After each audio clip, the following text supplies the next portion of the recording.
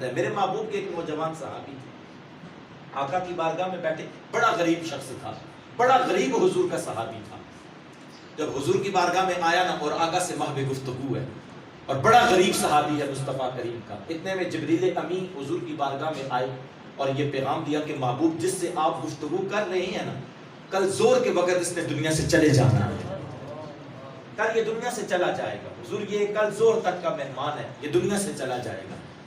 آقا کی آنکھوں میں آنسو آئے۔ میں اکثر کہا کرتا ہوں اتنا پیار تو ماں نہیں کرتی جتنا حضور امت سے کرتے ہیں، اتنے لاڈ تو ماں نہیں کرتی جتنا حضور اپنی امت سے کرتے ہیں۔ جب یہ حضور نے پیغام سنا نا جبریل امین کے ذریعے، آقا اسلام کی آنکھوں میں آنسو ہے، غریب ہے، نوجوان ہے۔ حضور نے اس غریب صحابی، نوجوان صحابی سے کہا تیری کوئی حسرت ہے جس کو میں محمد پورا کر دوں؟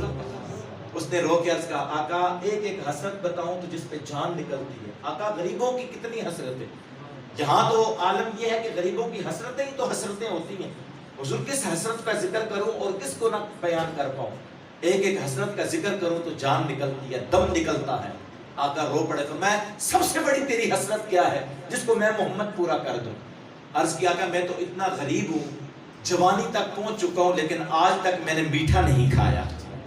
حضور میں نے آج تک حلوہ تناول نہیں کیا، اتنا جوان ہو چکا ہوں لیکن حضور میٹھا نہیں کھایا، اتنی غربت میں نے گزاری ہے۔ حضور نے فرمایا اس سے بڑھ کر کوئی حسرت؟ آقا جوانی کا عالم ہے، جوان ہوں اور میں چاہتا ہوں کسی نیک عورت سے میرا عقد ہو جائے، جب مدینے والے سو رہے ہوں ہم محمد مصطفیٰ پر مل کر درود پڑھ رہے ہوں، جب یہ مدینے والے آرام کر رہے ہوں ہم اپنے محبوب کی بارگاہ میں نذرانہ عقیدت پیش کر رہے ہوں، اور اس سے آگے آقا بس یہی دو بڑی حسرتیں اور خواہشیں ہیں۔ میرے کریم آقا صلی اللہ تعالی علیہ وسلم نے فرمایا تیرے کوئی خاندان میں رشتہ؟ ہاں آقا چچا کی بیٹی ہے پر غربت کی وجہ سے کوئی توجہ نہیں کرتا۔ آقا نے پیغام بھیجا اس کے چچا کو بلا لاؤ، بلا لایا۔ میرے محبوب نے فرمایا مسجد نبوی میں تیری بیٹی کا نکاح اس غلام سے کرنا چاہتا ہوں۔ منظور ہے آقا، اعتراض بھی کوئی نہیں۔ کریم آقا صلی اللہ تعالی علیہ وسلم نے اعلان کیا غلام جمع ہو جائیں، جمع ہو گئے۔ عمر جاؤ جا کے چرپائیوں کا انتظام کرو، فلاں صحابی جاؤ جا کے برتنوں کا انتظام کرو۔ عثمان کی ڈیوٹی لگائی عمدہ قسم کا میٹھا حلوہ تیار کرو، عمدہ قسم کا حلوہ اس غلام کے لیے تیار کیا جائے، میرے صحابی کے لیے تیار کیا جائے۔ نکاح مسجد نبوی کے سیر میں ہوتا ہے۔ محبوب علیہ السلام نے فرمایا کسی کے پاس کوئی رہنے کو مکان ہے جو میرے اس غلام کو عطا کر دے؟ ایک انصاری صحابی کھڑے ہوئے، آقا میرے پاس دو مکان ہے، ایک خالی پڑا ہوا ہے، اپنے محبوب کے قدموں پہ قربان کرتے ہوئے اس غلام کو دیتا ہوں، اس نوجوان کو، غریب صحابی کو عطا کرتا ہوں۔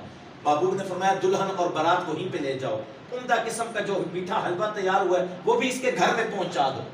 جب یہ بارات رخصت ہوتی ہے حضور سے اجازت لے کے اپنے گھر میں پہنچتے ہیں، آقا نے ایک نوجوان صحابی کی ڈیوٹی لگائی، کل زور کی نماز کے وقت اس کی گلی میں چلے جانا اور گلی میں پھیرے لگاتے رہنا، جب مکان سے رونے کی آواز آئے تو فوراً آ کے مجھے اطلاع کرنا۔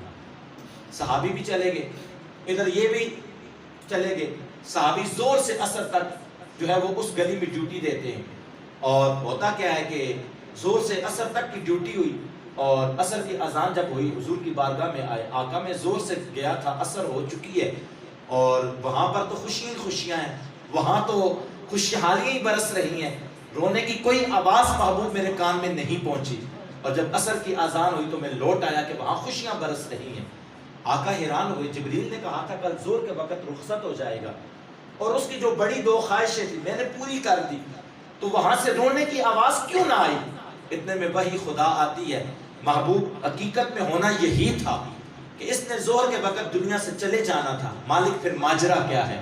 کہا مصطفیٰ جس وقت تیری بارگاہ سے الوداع ہوئے تھے اور گھر میں پہنچے تھے، شام کا جب دسترخوان سجا تھا تو میٹھا عمدہ قسم کا جو حلوہ تھا وہ دسترخوان پہ سج چکا تھا، اور جب بیوی نے کہا کہ آؤ کھانا تناول کر لو تو اس نوجوان نے کہا کھانا کھانے سے پہلے دونوں مل کے اپنے رب کے قرآن کی تلاوت کر لیتے ہیں۔ جب دونوں میاں بیوی نے قرآن کھولا اور قرآن کی تلاوت کرنے لگے، محبوب اس آیت پہ پہنچے وَيُطْعِمُونَ الطَّعَامَ عَلَىٰ حُبِّهِ مِسْكِينًا وَيَتِيمًا وَأَسِيرًا۔ ادھر یہ قرآن کی تلاوت میں محو تھے، ادھر دروازے پہ کسی فقیر نے صدا لگائی کئی دنوں سے بھوکا ہوں، اگر گھر میں کچھ کھانے کو ہے تو مجھے عطا کر دو۔ محبوب پھر ہوتا کیا ہے، تیرے اس غلام نے اپنی اہلیہ سے کہا دو بڑی خواہشیں تھی جس کو محمد مصطفیٰ نے پورا کیا، ایک یہ تھی کوئی نیک عورت میرے عقد میں آئے تو تو آئی، اور دوسرا یہ تھا کہ میں کوئی میٹھا آج تک نہیں کھایا، اور وہ محمد مصطفیٰ نے پکا کے میرے لیے بھیجا ہے، اگر اجازت دے تو آج یہ سارا حلوہ اس فقیر کو نہ دے دیں۔ اس نے کہا مجھے تو اعتراض بھی کوئی نہیں۔ اس منگتے اس نے اٹھایا اور سارا حلوہ اس فقیر کو عطا کر دیا۔ مصطفیٰ ہونا یہی تھا، زور کے وقت روح پرواز کرنی تھی، لیکن عالم یہ تھا کہ جب کھانا اس فقیر کی جھولی میں پہنچا اور اس نے ہاتھ اٹھا کے کہا مالک انہیں زندگیاں عطا کرنا، انہیں خوشیاں عطا کرنا، اس گھر میں خوشیاں ہی خوشیاں برستی رہیں۔ مصطفیٰ اس فقیر کے اٹھے ہوئے ہاتھوں کی لاج رکھتے ہوئے میں پروردگار نے زندگی بھی عطا کر دی، زندگی کے ساتھ خوشیاں بھی عطا فرما۔